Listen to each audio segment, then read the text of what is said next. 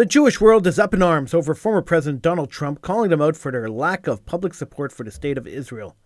In a podcast interview, the former president says it appears that the Jews in America don't love Israel as much as they used to. In the clip, the former president said, "There's people in this country who no longer love Israel. I'll tell you, there's evangelical Christians that love Israel more than Jews in this country. It used to be that Israel had absolute power over Congress, and I think today it's the exact opposite. And I think that Obama and Biden did that, and yet in the election they still got a lot of votes from Jewish people. Which tells you that the Jewish people, and I've said this a long time, the Jewish people in the United States either don't like Israel or don't care about Israel. Many call this anti-Jewish tropes.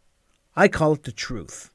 I've been saying this for a long time, that Jews pull away from Judaism in the United States, and as they do so, they also pull away from their support of anything Jewish, including Israel. Jake Tapper at CNN pointed out that a Pew study found that over 60% of Jews have a small interest in Israel.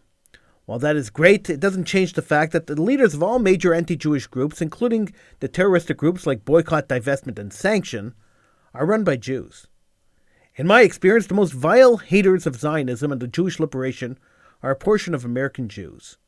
Aside from that, Jewish apathy and the lack of any compassion in the American Jewish community when a Jew gets murdered in Israel, and the lack of any action of any Jewish organization to mobilize, protest, and stand for Israel in any substantive way, leads me to say that the former president had a point. Of course, groups like the ADL will come out and say that he is spreading anti-Jewish sentiments. That's what they're paid to do. Without anti-Jewish sentiments, the ADL wouldn't exist. They have to find anti-Jewish rhetoric wherever they look. It brings in the donations. What amazes me is that even after he's left office, the media and the left are still out to destroy Trump. Kind of a sad state of affairs, if you ask me. I'm Howie Silberger, and this is my rant.